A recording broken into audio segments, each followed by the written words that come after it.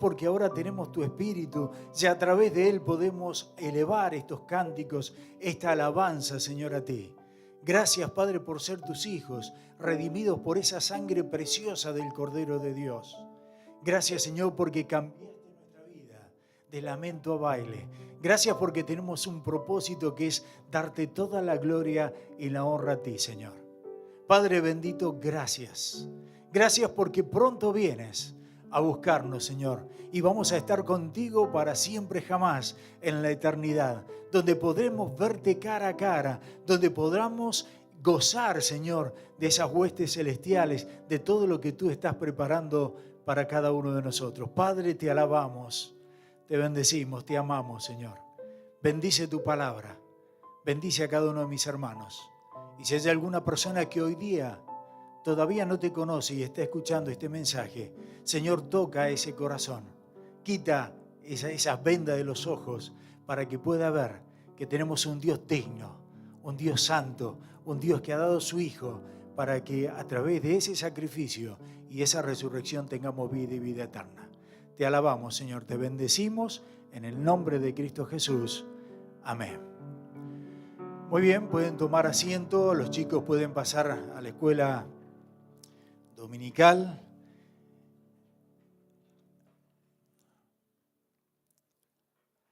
Los grandes, los que nos quedamos aquí, vamos a abrir nuestras Biblias en Santiago capítulo 1.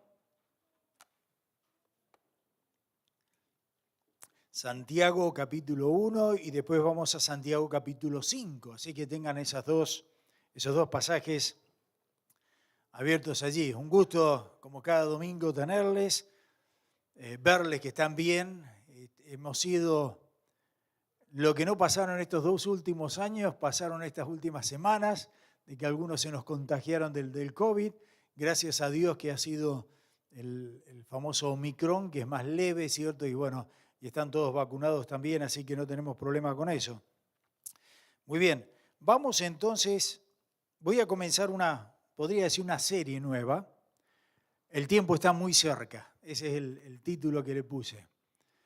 Y ya van a ver de qué se trata, aunque los voy a despistar un poquito al principio, pero ya van a ver de qué se trata. ¿Lo tienen ya? Santiago 1, versículo 1. Y es muy interesante porque acá Santiago nos dice en el primer versículo que él le está escribiendo a la iglesia, a los santos en Cristo. Él dice allí, Santiago, siervo del Dios y del Señor Jesucristo, a las 12 tribus que están en la dispersión, salud. Ahora vamos al capítulo 5. Y vamos a leer los primeros 6 versículos del capítulo 5. Y acá ya no le está hablando a los santos, le está hablando a los impíos, aquellos que no han aceptado a Cristo. Y dice la palabra del Señor ahí, vamos ahora, ricos, llorad y aullad por las misericordias, por las miserias que os vendrán. Vuestras riquezas están podridas y vuestras ropas están comidas de polilla. Vuestro oro y plata están enmohecidos y su moho testificará contra vosotros y devorará del todo vuestras carnes como fuego. Habéis acumulado tesoros para los días postreros. Y aquí clama el jornal de los obreros que han cosechado vuestras tierras, el cual por engaño no le han sido pagados por vosotros. Y los clamores de los que habían cegado han entrado en los oídos del Señor de los ejércitos. Habéis vivido en deleite sobre la tierra y sido disolutos. Habéis engordado vuestros corazones como en el día de la matanza. Habéis condenado y dado muerte al justo, y él no os hace resistencia. Son palabras aquí realmente que me llamaron mucho la atención, porque son palabras de advertencia. De una manera profética, podríamos decir, acá Santiago le habla, y le habla a los impíos. Le habla a aquellas personas que no recibieron a Cristo, que no son creyentes. Aquellas personas que han permitido que por su riqueza se corrompiese su propio corazón y sus mentes, en términos de cómo tratan y oprimen, si ustedes leyeron allí, cierto, a las demás personas. Y entonces Santiago lo que hace, les advierte sobre el juicio venidero. Y una de las cosas que me llama la atención es que no les da la posibilidad ni les muestra ningún camino para el arrepentimiento. Entonces, para que entiendan, viene Santiago hablándole la carta a todos los creyentes y de repente acá dice, pero ustedes, ¿cierto? Como decía ahí en el versículo 1, vamos ahora ricos, tanto que están haciendo y de nada le va a servir. Y después vuelve a hablarle a los creyentes. Es como que es una advertencia para nosotros como creyentes ver lo que les pasa a las personas que están sin Cristo y confiando solamente en sus riquezas. Son palabras de advertencia en realidad. Al leer estos versículos, esto que acabamos de leer, nos damos cuenta del peligro que tiene o que trae el dinero, ¿cierto?, a nuestras vidas. Y es un recordatorio que realmente creo yo, sobre todo en nuestro país, aquí en el Canadá, creo que es algo que tendríamos que todos los días leer estos versículos y tener ese recordatorio del peligro justamente que existe de aferrarnos tanto a las cosas materiales y al dinero, sobre todas las cosas.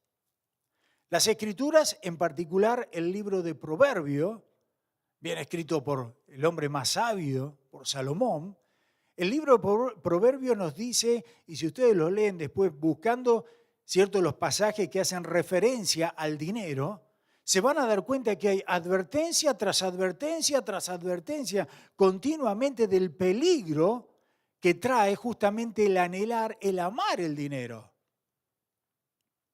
Ahora, no necesariamente tiene que corrompernos a todos, porque sé que hay personas, las hay ahora y lo hubo en el pasado, que tuvieron mucho dinero y fueron fieles a Dios. Tenemos un caso de Abraham, un hombre muy rico, el padre de la fe. Pero también tenemos el caso de Job. ¿Se acuerdan Job? Era un hombre justo. Y Job era un hombre próspero, tenía. Así que no necesariamente significa el que el tener dinero nosotros nos vamos a desviar. Pero sí la Biblia nos dice una y otra vez, nos advierte el peligro que tiene justamente en particular cuando anhelamos ese dinero, cuando anhelamos tener más posesiones. Recuerden que el dinero de por sí no es nada malo, es algo, un billete, una moneda, lo que sea. ¿Cierto? El problema es justamente cuando lo que hacemos con él y en particular cuando anhelamos ese dinero, entonces anhelamos tener más. Ahora, un par de advertencias que me llama la atención con respecto a esto está en Eclesiastés. Fíjense en Eclesiastés capítulo 5, todos los versículos los tienen en la pantalla para no perder mucho tiempo. Eclesiastés 5:10. Eclesiastés 5:10 dice lo siguiente: el que ama al dinero no se saciará de dinero, y el que ama el mucho tener no sacará fruto. Y dice también este hombre, todo eso también es, ¿qué cosa? Vanidad. Vanidad. Ahora, prestaron atención. Este es un versículo muy interesante y creo que ninguno de nosotros lo tenemos presente todos los días, si se quiere. Pero mire el principio acá. Nos está diciendo acá, el que ama al dinero no se va a saciar del dinero. ¿Cuántas veces uno por ahí escuchamos decir, si tuviera más dinero, si pudiese tener más dinero? Por ahí alguno ha metido la pata delante del pastor y ha dicho, si me sacara la lotería, ¿cómo? No, digo que cualquier otra cosa, ¿no? Pero ¿se dieron cuenta de eso? Nunca nos vamos a saciar del dinero. Y es cierto. Es cierto. ¿Cuántos de ustedes les gustaría tener más dinero? ¿Cuántos de ustedes, a ver, levanten la mano, cuántos de ustedes quieren ganar más dinero? Ah, la flauta, yo pensé que ninguna la iba a levantar, varios la levantaron. ¡Qué bien! ¡Wow! Me sorprendió la sinceridad vuestra. Pero ¿sabe lo que nos dice acá? que podemos querer más y vamos a querer más y nunca nos vamos a saciar. Y yo creo que cada uno de nosotros, viniendo de nuestros países de origen, nos dan, bueno, y acá también, no estamos exentos a eso, nos damos cuenta cómo los políticos, por ejemplo, tienen más dinero y quieren más dinero y quieren más dinero. Yo he sacado la cuenta, por lo menos en mi país, con la cantidad de dinero que se robó, porque eso se lo robó directamente, la personita esta que me refiero, después le digo quién es, tiene para vivir holgadamente y gastar todo lo que quiera durante su generación, la próxima generación y la próxima generación. Pero aunque tenga para saciar 3 o 4 generaciones, o en el caso nuestro, como nosotros vivimos, qué sé yo, 20, 30 generaciones, de todos modos siempre quieren más. Y la palabra no se equivoca acá. Y sin duda la palabra no se equivoca. Así que se nos ha mencionado muchas veces, y yo lo he dicho de acá, que todos los que están en este lugar, los que ustedes me están escuchando, somos todos ricos. Porque usted me dirá, no, yo no soy rico. No, yo estoy rentando, o yo tengo poco esto, o el sueldo no me llega para terminar de comprar algunas cosas, o no puedo comprar lo que yo quisiera. Mire, si usted tiene comida en su mesa todos los días, usted tiene abrigo, y los veo todos muy bonitos acá abrigados, tiene un techo donde estar, usted pertenece al 10% de la población más rica de este mundo. ¿Sabían eso? Al 10% de los ricos de este mundo pertenecemos nosotros ahí. ¿Saben que hay, creo que habían sacado que estaban muy, muy pobres, más de 783 millones de personas en este mundo que están bajo una pobreza tremenda? Gente que está ganando 1.9 dólares por día y tienen familia, 3 o 4 pibes. La población dice que el 85% de la población mundial está bajo el nivel de lo que se considera pobreza. Dígame si no somos ricos. Bien dice Primera de Timoteo, lo tiene en la pantalla también allí, Primera de Timoteo 6, del 8 al 11. Dice, así que, teniendo sustento y abrigo, estemos contentos con eso. Porque los que quieren enriquecerse caen en tentación y lazo, y en muchas codicias necias y dañosas, que hunden a los hombres en destrucción y perdición. Y escuche, esto sí que lo sabemos bien. Porque raíz de todos los males es el amor al dinero, el cual, codiciando algunos, se extraviaron de la fe y fueron traspasados de muchos dolores. El amor al dinero y las consecuencias que trae a las personas, la opresión que trae justamente a otras personas por esa misma razón, esa corrupción. Y sabes, todo eso viene desde, yo creo, desde muy principio, desde los primeros principios de la humanidad. Y lo vemos ahora en una manera tremenda. Y indudablemente acá Santiago estaba pasando también por eso. Lo que estaba mirando acá Santiago, no solamente aquellos que eran perseguidos por la creencia, por haber aceptado a Cristo. Recuerden que los miércoles estábamos estudiando Corinto y decíamos que Pablo recaudaba fondos siempre para la iglesia de Jerusalén. Decimos, ¿cómo Jerusalén? La ciudad más grande. Bueno, es que justamente allí donde tenían más persecución. Justamente allí donde estaba el centro de los judíos, ¿cierto? Esta gente la sacaban de la sinagoga y sufrían persecución y eran entonces los más pobres. Así que esta gente, la que les está hablando Santiago, no solamente habían sido abusados por los ricos, sino que también eran abusados o perseguidos por los mismos compatriotas.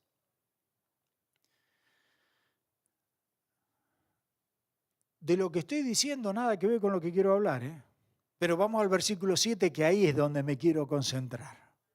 Así que si el preámbulo fue media hora, imagínense el sermón. Relájese, póngase cómodo. Vamos al versículo 7, y eso es lo que quiero que veamos hoy día. Versículo 7, y de ahí vamos a sacar toda una serie de estudios. Y ni siquiera todo el versículo, sino parte. Dice, por tanto, Por tanto, debido a ese abuso y todo lo que están sucediendo, por tanto, hermanos, tened paciencia hasta la venida del Señor. Ahora, esta es una increíble declaración. ¿Se dieron cuenta? Dice, tened paciencia. Todos pasamos por problemas. Todos pasamos por dificultades. Todos pasamos por desafíos. Y dentro de esa tribulación, de esos desafíos, de esos problemas, la palabra del Señor te dice, ya saben, tened paciencia hasta la venida del Señor. Ahora, hay varias cosas que podemos sacar acá de este pequeño medio versículo, pero la más importante, creo yo, de eso es el reconocimiento de que Jesucristo viene pronto. El reconocimiento de que nuestro Señor está a las puertas, que nuestro Señor ya viene. Y sabe, muchas veces olvidamos justamente de ese acontecimiento, que Cristo ya viene. Y la iglesia primitiva, toda la iglesia primitiva, estaba esperando el regreso de Cristo. Y estaba esperando el regreso inminente de Cristo, es decir, que ya venía o ya viene Cristo. Eso significa inminente, algo que ya está por suceder.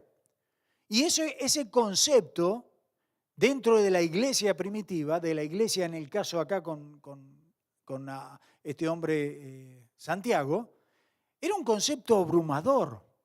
Un concepto abrumador porque estaba muy presente en la vida de cada uno de ellos, estaba muy presente en la teología, en el vivir, en el pensamiento de ellos, que estaban constantemente pensando que el Señor ya viene. Si no, ¿cómo explicamos en Hechos que todos vendían lo que tenían, ¿cierto? Y lo repartían entre ellos. Bueno, justamente porque estaban pensando el Señor ya viene. Y ¿sabes? Ese justamente es el pensamiento que nuestro Padre Celestial espera de la iglesia. Ese es el pensamiento que Dios quiere que nosotros tengamos, que continuemos con esa expectativa del regreso inminente de Cristo Jesús. Sin embargo, la realidad es otra.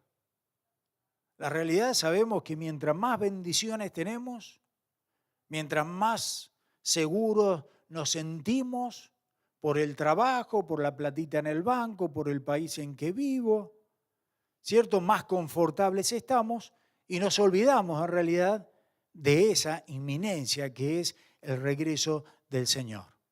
Si tuviéramos nosotros plenamente convencidos de que el Señor ya viene, de que el Señor en cualquier momento hace su aparición, quizás no viviríamos de la manera en que estamos viviendo. ¿Se ha puesto a pensar en eso? Tendríamos más pasión por los asuntos de Dios. Estaríamos mucho más consagrados a las cosas del Señor. Predicaríamos más el Evangelio, las buenas nuevas a la gente que está perdida. Testificaríamos cada día. No le haríamos tanto caso a las cosas materiales, sino que estaríamos pensando más en las cosas eternas. Pero lógico, como nos encontramos en un país cómodo, tenemos todas las cosas, vivimos bien, no nos falta nada. ¿Quién piensa en el regreso de Jesucristo? ¿Saben que cuando uno hace la comparación estamos igual que en los tiempos de Noé? En los tiempos de Noé, Noé le había dicho, ya viene el juicio. Y ellos dijeron, es una locura, ¿va a llover? ¿Qué va a llover? Nunca había llovido, no va a pasar. Hoy en día la iglesia está viviendo como que Cristo no viene y el Señor viene. Es inminente que tenemos que estar preparados. No vivir entonces como en los días de Noé. Ahora, según la Biblia, el próximo evento dentro de lo que es el calendario de Dios justamente es lo que se conoce como el rapto o el arrebatamiento de la iglesia. Yo sé que esa palabra rapto no aparece, no la busquen en la iglesia, en la Biblia, porque no la van a encontrar por ningún lado. Eso es lo cierto. Pero sí aparece la palabra arrebatamiento. Así que cuando digo rapto, me entienden, es algo que es quitado. Arrebatamiento es algo que es levantado, algo que es arrebatado, quitado de ahí donde está. Miren, vayan conmigo a Primera de Tesalonicenses, uno de los pasajes más clásicos, podemos hablar de eso. Primera de Tesalonicenses 4.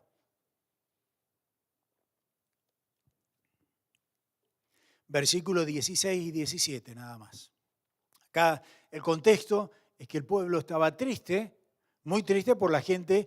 De nuevo, para ellos Cristo ya venía. Cristo no venía, todavía no llegaba. Y entonces, ¿qué pasó? Que se empezaron a morir algunos hermanos. Y entonces los que quedaban estaban tristes. Decían, ¿qué pasó? Cristo no viene y estos se están muriendo. Entonces acá le escribe Pablo y le dice estas palabras. Que no se entristezcan. Pero dice en el versículo 16, porque el Señor mismo con voz de mando, con voz de arcángel y con trompeta de Dios, descenderá del cielo y los muertos en Cristo resucitarán primero. Ahora, todo esto pasa en un abrir y cerrar de ojos.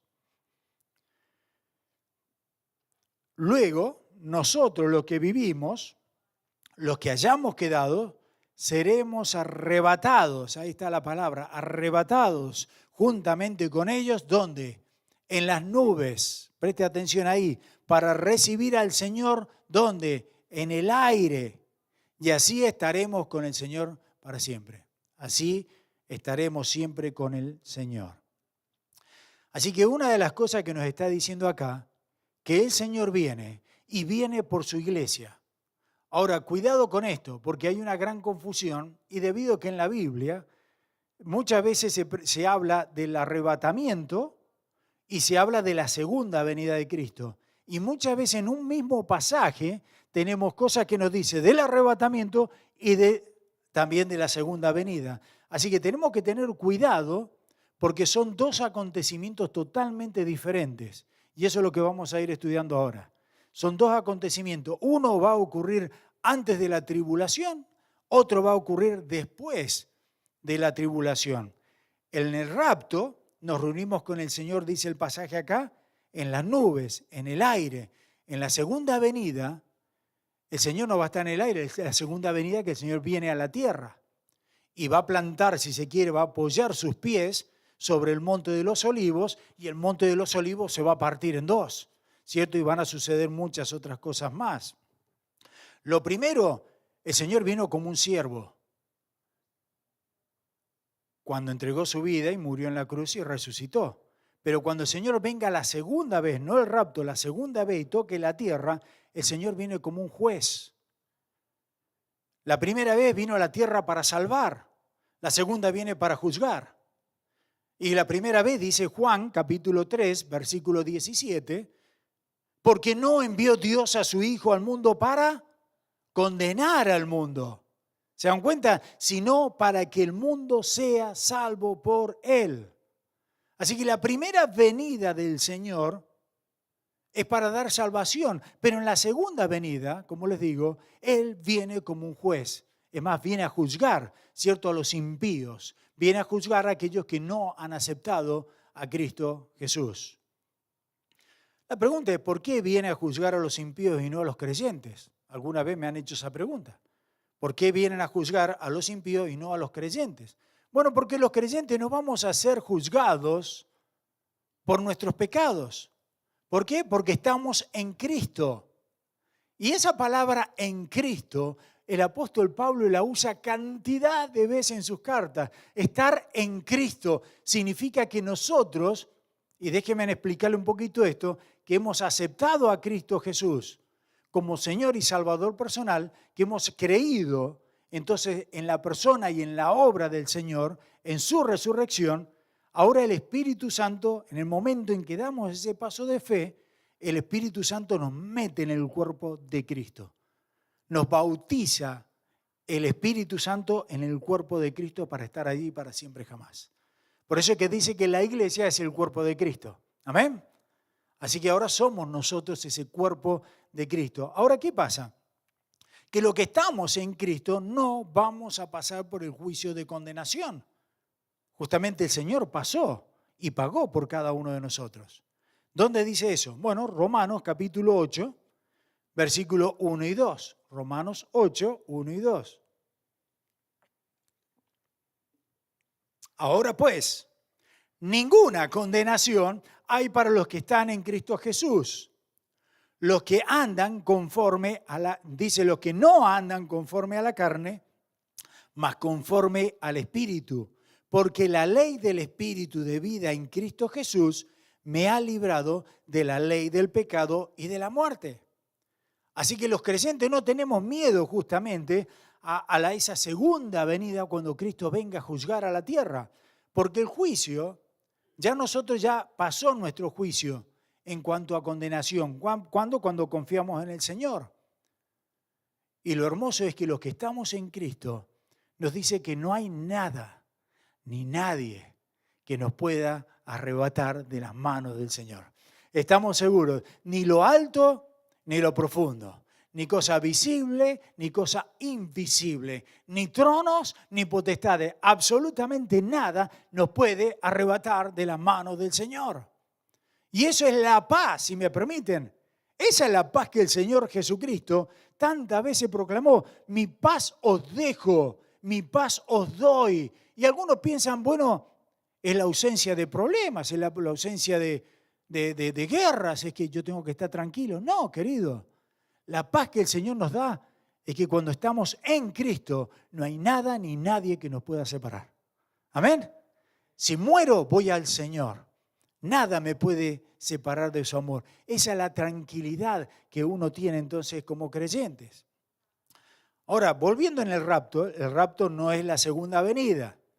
Son dos acontecimientos, acuérdense bien eso. Porque nos vamos a encontrar con el Señor en las nubes. Eso es lo que leímos recién en Tesalonicenses. Él no toca la tierra, pero es algo inminente, que el Señor viene. Algo que en cualquier momento puede suceder. Y mientras la iglesia esté, ¿cierto?, sea arrebatada, y la iglesia en ese momento nos lleva al Señor y nos reúne, ya les digo, es un pestañear nada más, abrir y cerrar de ojos, y estemos con el Señor allí, acá comienza lo que en Daniel se le llama la última semana de esas 70 semanas, que es la tribulación. La tribulación. Son 7 años, entonces, que van a suceder. El Señor viene, nos lleva, comienzan esos 7 años de tribulación. Después está la guerra del Armagedón o la batalla del Armagedón. Cuando viene el Señor, los vence, está el juicio y después entonces el Señor viene a establecer su reino acá por 1000 años. Eso es lo que nos dice la palabra. Durante esos 7 años de tribulación aquí en la tierra, la iglesia, que es la llamada la esposa del Cordero, ahora son la novia, después vamos a tener la celebración de las bodas del Cordero, va a estar con el Señor en el cielo. Allí tenemos lo que se conoce en la Biblia como el juicio de los creyentes. Porque si bien no tenemos juicio de condenación por nuestros pecados, pero sí vamos a tener juicio los creyentes por las obras que nosotros hacemos aquí en la tierra. Entonces, también se le llama el juicio de los creyentes o se le llama el trono de Cristo también. Cuando estemos con el Señor, allí entonces, en ese tiempo, vamos a poder ver, como vamos a estar delante de Él, con nuestros cuerpos glorificados, vamos a poder ver al Señor a sus ojos. Vamos a poder ver la santidad de Dios. Y mientras miremos sus ojos y Él mire nuestros ojos, nuestras obras van a ser juzgadas en ese momento. Y todo aquello que no sea bueno va a ser quitado. Y va a ser quitado justamente por la gracia, por la sangre del Cordero de Dios que pagó absolutamente todo por nuestras faltas. Pero aquellas cosas buenas que queden, Dios encima de todo lo que nos da, dice que Dios nos va a dar galardones, que Dios nos va a dar premios, si se quiere, recompensa por lo bueno que hemos hecho aquí en la tierra. Así que, según lo próximo en el programa de Dios que viene, entonces es justamente el rapto o el arrebatamiento que vamos a estar con el Señor por toda la eternidad. Ahora, yo sé que hay 3 diferentes escuelas, 3 maneras de interpretar, ¿cierto?, cuándo es que viene el Señor. Porque algunos dicen, bueno, el Señor viene antes, como les digo yo, viene antes, después viene la tribulación acá, después viene el Señor con los suyos, está el Armagedón, está el juicio y están los 1000 años. Pero hay otros que no, hay otros que entienden que el Señor va a venir en el medio de la tribulación. Es decir, vamos a pasar 3 años y medio, Viene el Señor y se lleva a la iglesia y después pasan la gran tribulación, los otros 3 años y medio más. Y hay otros que piensan que ni siquiera eso. Hay otros que piensan que dice, bueno, va a venir al final. Y entonces prácticamente el rapto, que estábamos estudiando recién allí en Tesalonicenses, prácticamente lo toman lo mismo que la venida del Señor, la segunda venida.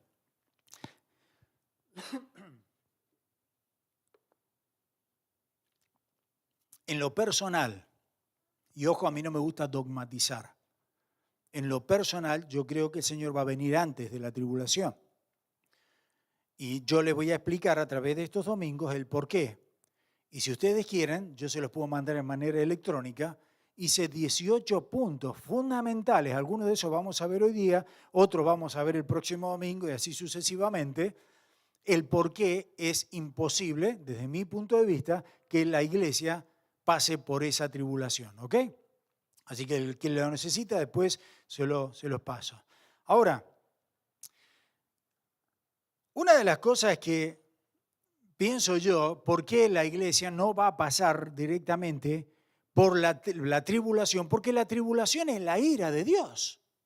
Es la ira de Dios contra el mundo. Ya vamos a ver un poquito de eso en unos segundos. Es la ira de Dios, ¿cierto?, contra el pecado, el mal, la muerte, Satanás y todo eso. Ahora, hay versículos, Romanos 5:9. Entonces, mucho más, y le estoy mostrando por qué no vamos a pasar nosotros por esa ira. Romanos 5:9. Entonces, mucho más, habiendo sido ahora justificados por su sangre, es decir, somos justos, no hay pecado en nosotros, eso es lo que significa, somos hallados justos delante de Dios, seremos salvos ¿de qué? De la ira de Dios por medio de Él, es decir, de Jesucristo. Juan capítulo 3, versículo 36. Juan 3, 36. El que cree en el Hijo tiene vida eterna, pero el que no obedece al Hijo no verá la vida, sino ¿qué cosa? La ira de Dios permanece sobre él. La condenación. Primera de Tesalonicenses 1:10. Y esperar de los cielos a su Hijo, el cual resucitó de los muertos, es decir, a Jesús, quien nos libra, ¿de qué cosa? De la ira venidera. La ira venidera es justamente la tribulación. Déjenme hacer un paréntesis. Cuando ustedes vean en la Biblia la palabra tribulación, hace referencia a esos 7 años. Cuando ustedes ven en la Biblia que dice la gran tribulación, hace referencia solamente a los últimos 3,5 años de esos 7 años. ¿Ok? Cierren el paréntesis. Primera de Tesalonicenses 5:9. Porque no nos ha destinado Dios para ira, sino para obtener salvación por medio de nuestro Señor Jesucristo. Ahora, hay quienes creen que la iglesia presente, en la actualidad, tiene que pasar por la tribulación porque afirman que la iglesia tiene que ser purificada. Entonces, a través de las pruebas va a ser la iglesia purificada. Ahora, eso es un error tremendo porque no aparece en las Escrituras eso, al contrario. No entienden que la única manera de que la persona sea purificado, que la persona sea santo, que la persona sea blanqueado, si se quiere, como nos dice la palabra, es a través de la obra y de la sangre del Señor Jesucristo. Eso es lo que nos dice la Escritura. Es por medio de la sangre de Jesucristo. No necesitamos nosotros pasar por un tiempo de tribulación para ser purificados y así poder entrar en el cielo o al cielo. Es la sangre de Cristo la que nos limpia de todo pecado. Y eso es lo que tenemos que predicar y eso es lo que tenemos que meter en nuestra mente y en nuestro corazón. No hay ninguna obra que nosotros podamos hacer para ser limpios, para ser justos delante de Dios. Es la sangre de Cristo la que nos limpia. Bien lo dice ahí, miren, Primera de Juan, capítulo 1, versículo 7, en la parte B. Y la sangre de Jesucristo, su Hijo, nos limpia de algunos pecados, los mortales, no los otros. ¿Qué dice la palabra? Lea lo que dice la palabra. Y la sangre de Jesucristo, su Hijo, nos limpia de todo pecado. Y cuando es todo, de todo pecado. Por eso decimos gloria a Dios por ello. Así que no es el propósito de Dios ni siquiera que pase la iglesia por la tribulación. Entonces la pregunta que nos hacemos acá, bueno, ¿cuál es el propósito entonces de ese periodo de tiempo? Bueno, la Biblia declara que la ira de Dios vendrá sobre el mundo como consecuencia del pecado y las malas obras de los hombres y haber rechazado el único camino que Dios da, que es a través de Jesucristo. Hay tres tipos, podemos decir, o tres puntos fundamentales o propósitos fundamentales con la tribulación. Recordemos que Dios le había prometido al pueblo hebreo, al pueblo judío, al pueblo escogido, que Él enviaría entonces un Mesías para salvarlos. El Mesías vino, ¿saben? Hace 2000 años atrás vino para salvar a los suyos. Y dice Juan 1:11, a los suyos vino y los suyos no le recibieron. Al contrario, lo crucificaron al Señor. A partir de ese momento, si ustedes me permiten la expresión para que me entiendan lo que quiero llevarlo con esto, Dios había comenzado a tratar con su pueblo desde que habló con Abraham, el padre de la fe.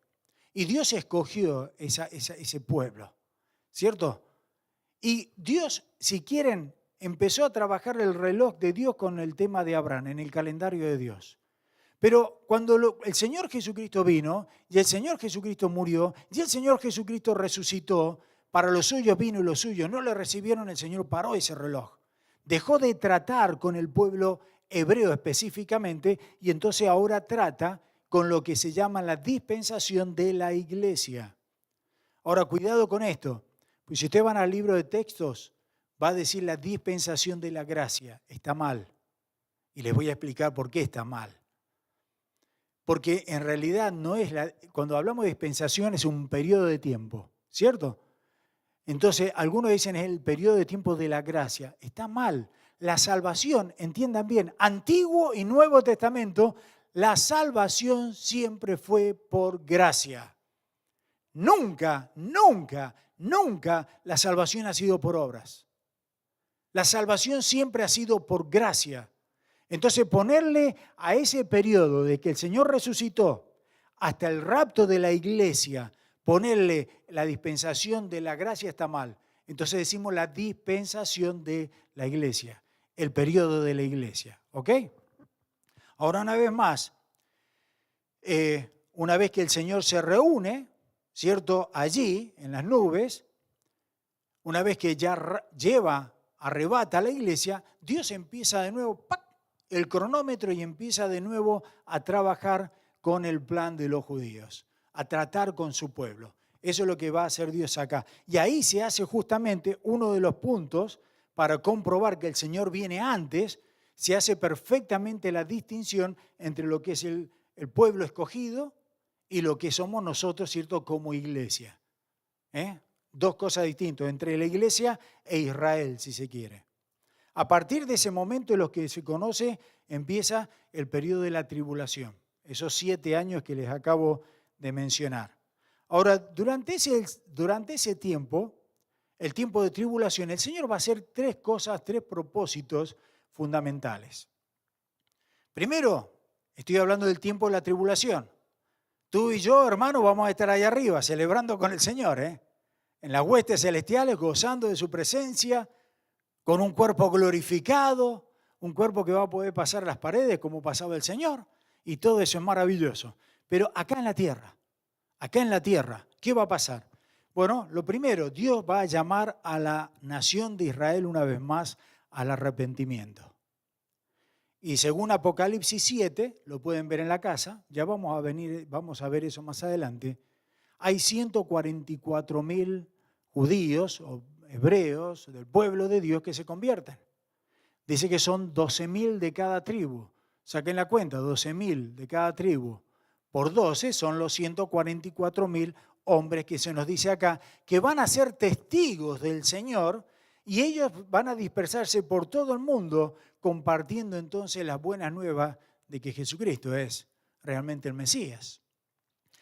Así que del mismo modo será un tiempo de preparación para Israel para entonces recibir al Mesías. Hoy, por supuesto, Israel lo rechaza al Mesías, rechaza a Jesucristo como el Mesías.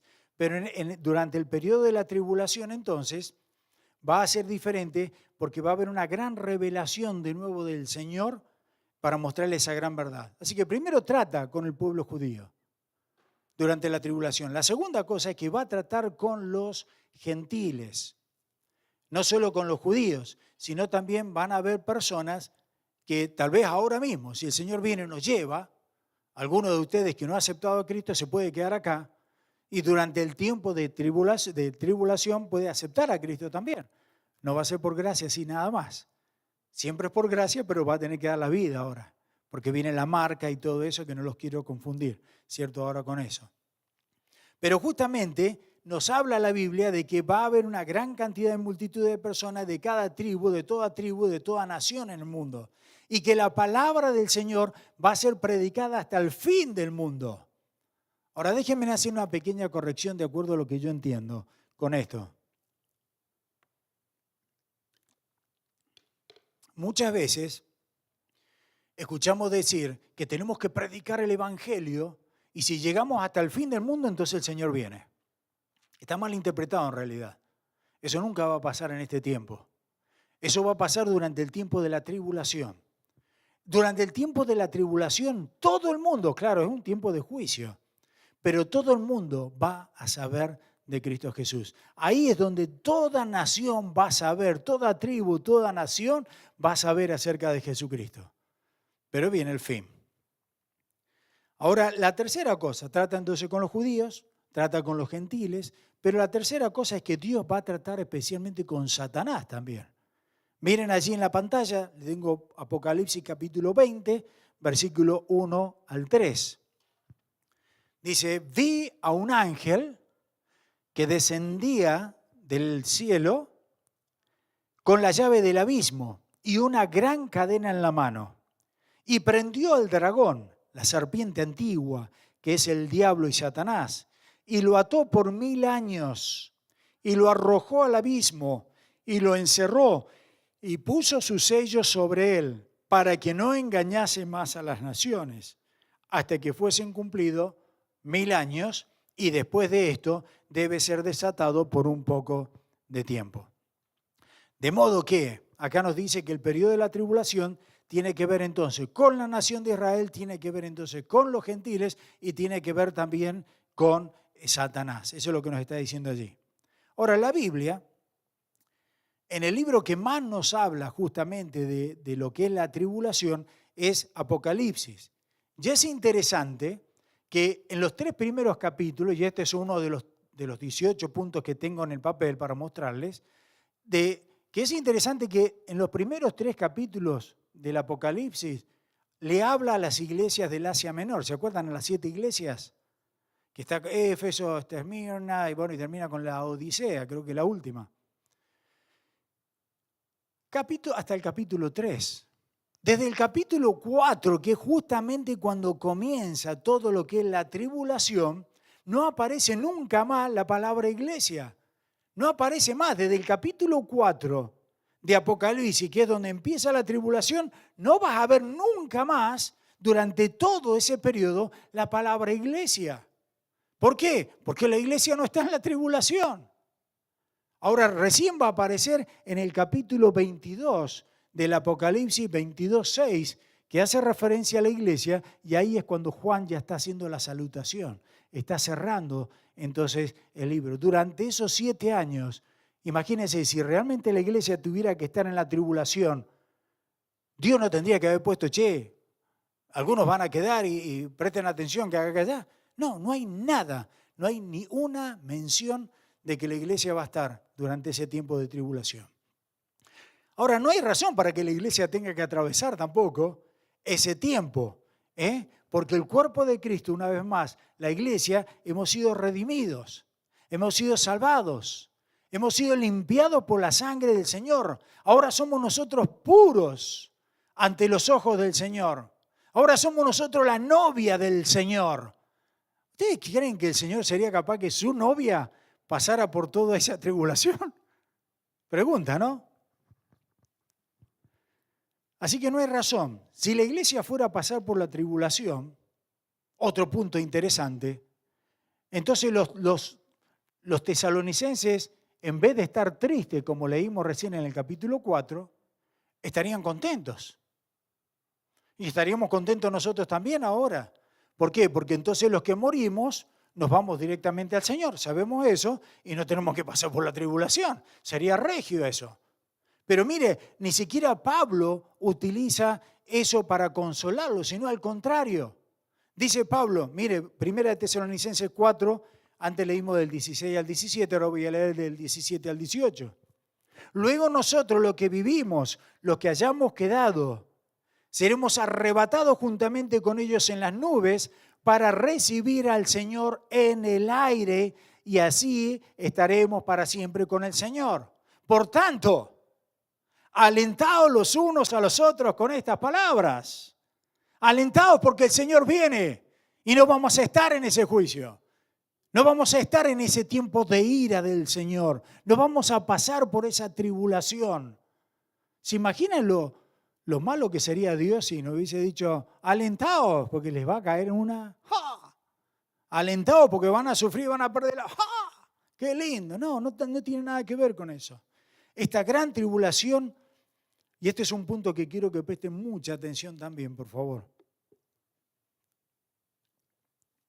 Porque he escuchado grandes predicadores en la actualidad, que tienen una doctrina muy buena, pero cuando hablan del tema cuando hablan del tema de la venida del Señor, le escapan. Y pueden poner que es la última trompeta y agarran la trompeta esa para decir que es la última del Apocalipsis y hacen un desastre realmente. Y yo me saco el sombrero porque son tremendos predicadores, ¿eh? He visto 3 o 4 días tremendos, pero en esta doctrina no están, no lo veo yo al menos, y le estoy dando el porqué de cada uno de esos puntos. En esta tribulación nos dice la palabra del Señor que va a ser un periodo de persecución y pruebas que jamás en la historia de la humanidad se ha visto. Jamás lo que se va a vivir en esos 7 años, jamás en la historia de la humanidad, que algunos calculan son 6.000 años, jamás se ha visto eso. Puede que algunos creyentes o algunos de ustedes, y sabemos que en la actualidad hay muchos que sufren, hay muchos que por la fe están siendo castigados, están siendo perseguidos. Nosotros oramos, ¿cierto? Cada miércoles oramos justamente por la iglesia que está siendo perseguida, sobre todo en el Oriente. Siempre oramos por eso. Y para ellos, indudablemente, eso es una tribulación, por supuesto que sí. Están siendo tribulados. Pues, déjenme decirle que es totalmente diferente a lo que va a venir. Eso, si bien es tribulación para la persona, no se refiere a ese tiempo de tribulación que está hablando acá. ¿Por qué digo eso? Bueno, nos dice justamente que ese tiempo de tribulación va a ser como jamás fue en la vida, acá durante la tierra, y se lo he repetido ya 3 veces. Miren, capítulo 24, versículo 21 de Mateo. Capítulo 24, y ya voy cerrando, versículo 21 de Mateo. 24, 21. Y ahí está lo que les acabo de decir. Porque no habrá, dice, porque habrá entonces gran tribulación, ahí se refiere a los 3 últimos años, ¿se acuerdan? Gran tribulación, cual no la ha habido desde el principio, desde el mundo hasta ahora, ni la habrá. Ese es un periodo de 3 años y medio que jamás hubo eso, ni jamás va a haber. Después menos, porque está el Señor, ¿cierto?, en el milenio y todo eso. Pero dice, no la ha habido nunca en el mundo, ni la habrá. Ahora, ¿cuál es el aspecto que distingue la tribulación, los problemas que podemos pasar ahora con esa gran tribulación? Porque ciertamente hoy en día pasamos por problemas. Ciertamente hoy en día hay catástrofes también. Pero ¿saben cuál es la gran diferencia? Y ese es otro punto que quiero confirmar bien, que les quede bien clarito en la mente. En este tiempo el hombre está expresando su maldad. Y si nosotros vemos este tiempo que estamos viviendo ahora mismo, el hombre está expresando su maldad a puertas abiertas, en una manera deliberada. Decíamos el domingo pasado, ¿se acuerdan? Antes decíamos salió del closet, ahora ya no hay más closet. Ahora está todo abierto. Recién llegué y un hermano me contaba que en un país de Centroamérica mataron a un pibe, no sé cuántas personas, mataron a un pibe de 11 años a golpe. Y después en otro incidente murieron 30 y pico de personas. Está la maldad abierta por todos lados y podemos decir, esta es la tribulación. No, no tiene nada que ver con la tribulación. Porque dice Mateo que nunca la hubo ni la habrá. ¿Y sabe por qué? Porque durante esos 3 años y medio no va a ser la maldad del hombre así, sino va a ser lo que es la ira de Dios. Ese Dios justo, ese Dios poderoso, ese Dios que es infinita, no 3, infinitamente santo, va a arrojar toda su ira. Eso va a ser terrible. Nos dice la Escritura, los profetas, que la sangre va a estar hasta la altura de un caballo. Que en un solo instante, cuando un ángel, y no me quiero ir porque me apasiona esto, pero cuando el ángel va y hace la obra, una tercera parte, escuche, de la población mundial, una tercera parte es borrada en un solo saque. Y algunos dicen, estamos pasando por la tribulación. Lee lo que dice la Escritura. Ni la ha habido, ni la habrá. Y gloria a Dios que el Señor nos da prueba de que la iglesia no va a pasar por eso. ¿Por qué? Porque tenemos un Redentor, un Salvador que justamente nos libró de eso. Así que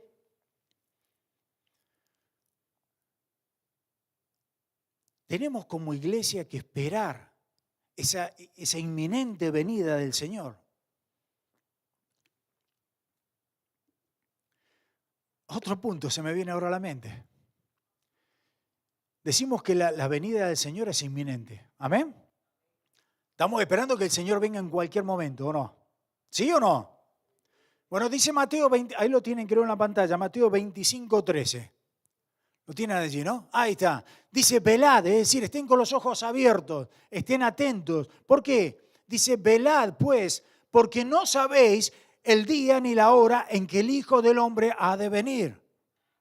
Ahora, digo, ¿no? Si yo pienso que viene después de la tribulación y después de todo eso, ¿dónde está la sorpresa? Espero que pase la tribulación y después sé que viene el Señor, ¿o no? Pienso, ¿no? Así que si estoy pensando que el Señor viene en medio de la tribulación o después del final de la tribulación, ¿cuál es la expectativa? ¿Dónde está la inminencia que ya viene? Bueno, espérate que pase la tribulación una parte, la mitad o el final y ya te vas a dar cuenta que viene el Señor. ¿Se dan cuenta que no coincide? ¿No armoniza eso? Por eso es que le digo, y hay otros tantos puntos más que quiero mostrarle a través de los domingos, entonces acerca de eso justamente. ¿Y por qué? ¿Por qué? Es ¿cuál es el propósito de ver esto, de que el Señor viene en cualquier momento? Porque debemos como iglesia, debemos de estar dispuestos a servirle y a trabajar, a estar dispuestos y consagrados a predicar el Evangelio para que el reino del Señor se extienda sobre este mundo perdido. Debemos de servir a las misiones también. Si no podemos ir de misioneros, sirvamos nosotros acá. El Señor nos ha dado riquezas. Recibid de gracia. Dad de gracia, dice el Señor también. No, mire, hermano querido, no hay inversión más grande que tú y yo podamos hacer que dedicar nuestra vida a invertir todo lo que tenemos en el Señor. No hay inversión más grande que esa. ¿Sabe por qué? Porque todo lo que, y yo he pensado tantas veces, ¿no? Tanto trabajo, tanto laburar acá. Mañana se me para el bobo le decimos nosotros al corazón, ¿no? Se nos para el corazón, ¿y dónde vas? Y te vas al Señor, qué lindo. Y todo lo que hiciste, ¿para quién queda? Dice Salomón, para el otro que viene atrás. Te rompiste el alma trabajando toda la vida y a la final no disfrutaste nada. Y no vale la pena. De nuevo, porque en las cosas materiales no vamos a tener satisfacción. La satisfacción la tenemos cuando estamos con el Señor, cuando invertimos en el Señor. Y no estoy hablando de dinero. Ustedes saben que a mí de dinero no me gusta hablar. Estoy hablando de invertir nuestras vidas, de entregar nuestras posesiones al Señor. Tengo una casa, comparta. Tiene un auto, comparta. Tiene la familia, no la comparta, ojo. Pero entreguémosla al Señor. Entreguémosla al Señor. consagrémonos al Señor. El tiempo está cerca. El Señor ya viene. El Señor ya viene. Y si somos un poquito inteligentes, el Señor dijo, ¿no? Hay algunos que saben que viene la tormenta porque miran por allá, que vienen las nubes, ¿eh? Sean ustedes inteligentes también y vean si todas las cosas no se están cumpliendo para que el Señor ya venga en cualquier momento. Vivamos entonces para el Señor. Antes de orar, yo sé que a algunos de ustedes, si le pido por favor a los ujieres que me apaguen las luces, vamos a ver un pequeño video que hace mucho que lo puse y me recordé de este video, pero es así, en realidad es lo que va a pasar. Me apagan las luces todas.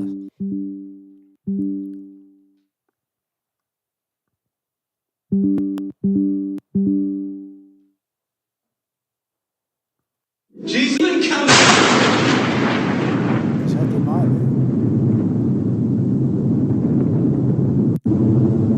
Me rompiste toda la sorpresa. Jesus Christ is coming back for his church.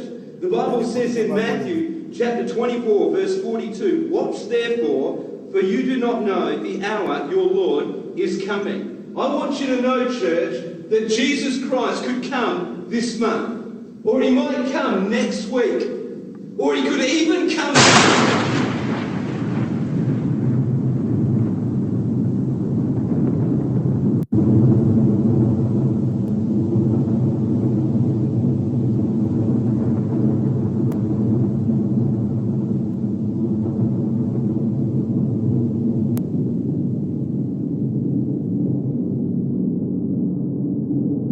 Hermoso versículo.